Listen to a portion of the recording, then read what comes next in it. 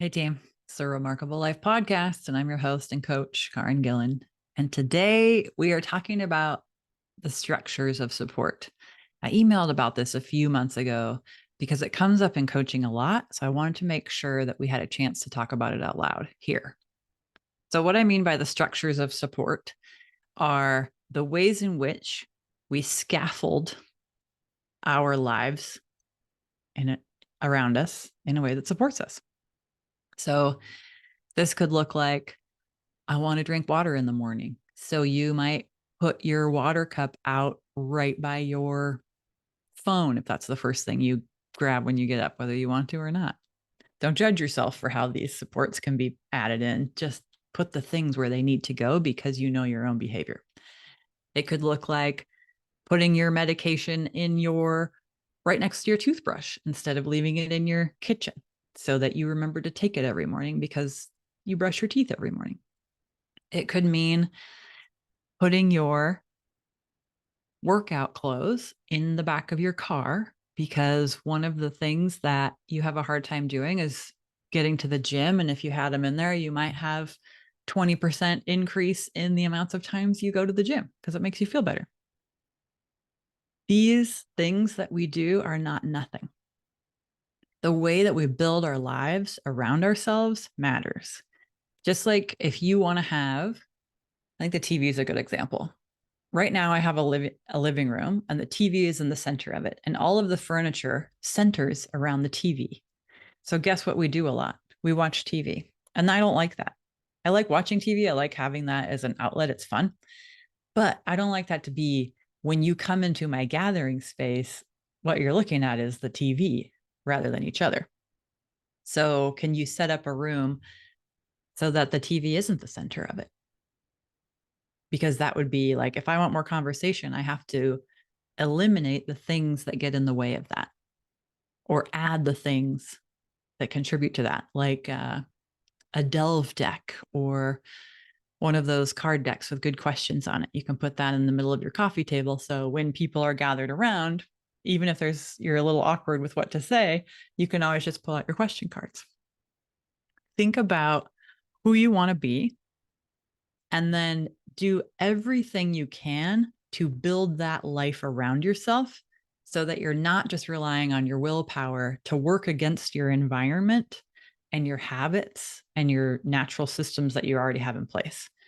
If you want your life to be different, really think down, like at a very nitty gritty level, what you can do differently. It could be that you pack your purse different. There's a million ways you can get at feeling really awkward in a way that reminds you you're different now.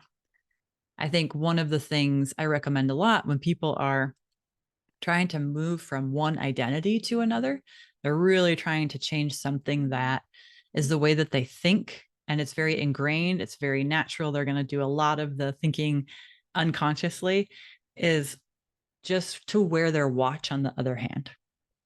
So, something very structural to them, it's going to feel weird all day, every day, that their watch is on the wrong hand or that they wore a big ring on their pointer finger because they're always moving it around and remembering, oh, the reason I'm wearing this ring is because I'm trying to think differently about X, Y, or Z. Okay, so there's thought work where we change our thoughts. And then there's structural work where we change the systems and the structures around us. It can be changing the circumstances to better support the outcomes that we want. And this is all great. I want you to have every leg up on the journey that you can possibly have because it's hard enough to get where we're going no matter what.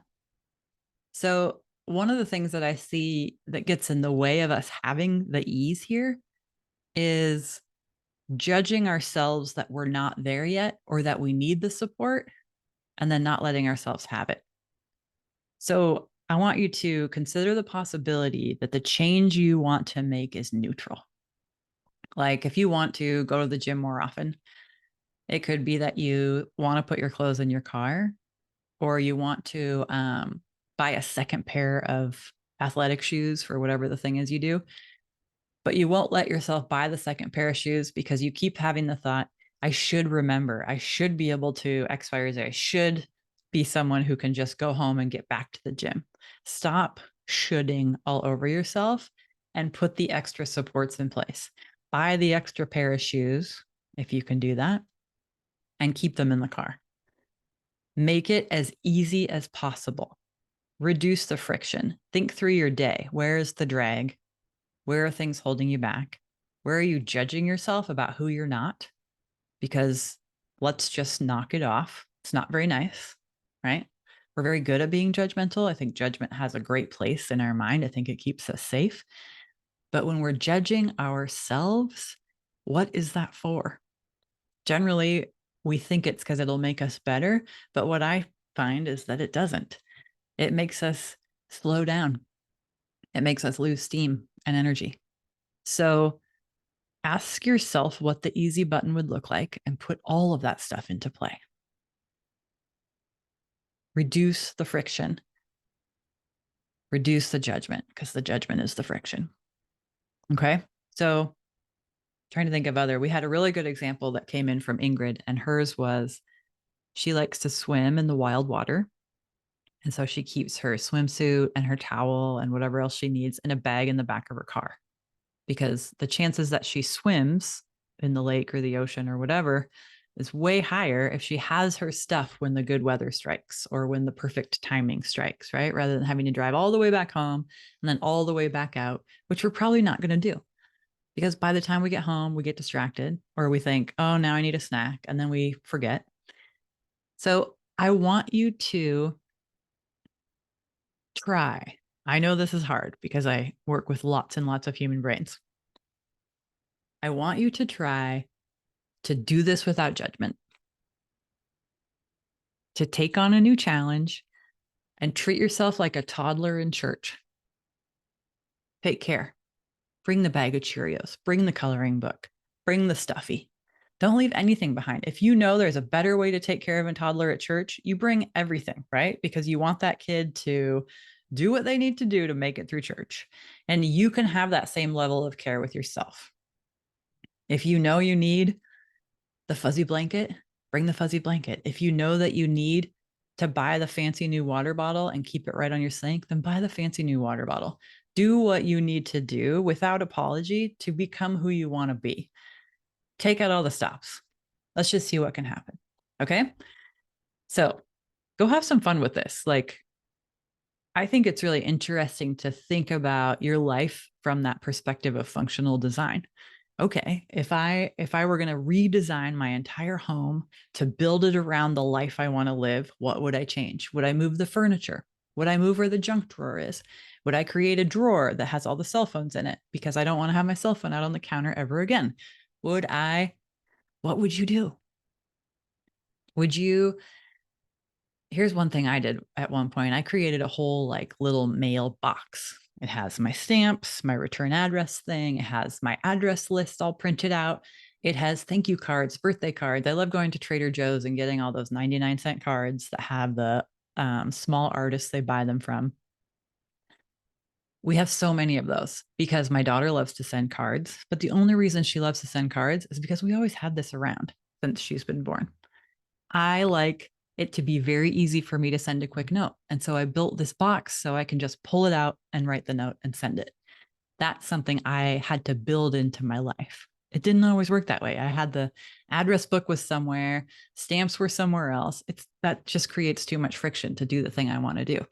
And I think the other thing, and it came up a little bit earlier, that we can all notice is sometimes like we want to have two or multiples of things. It's okay to have a set of stamps where you pay your bills and a different set of stamps where your greeting cards are. That's okay. You can have two stashes because it makes your life easier. It's okay to have two Apple Watch chargers, one upstairs and one down, so that you're not having to run up and down the stairs and having your watch always die midday because you are never around your charger. Like, think through these things that cause friction and eliminate them as best you can, as often you can. Like, let's go for it. Okay. If you want to tell me how it's going or tell me the funny thing that you did that created so much ease for you, I want to hear it. Hit me up on Instagram. All right. Have a great rest of your day. And don't forget to subscribe and follow to the show. Thank you.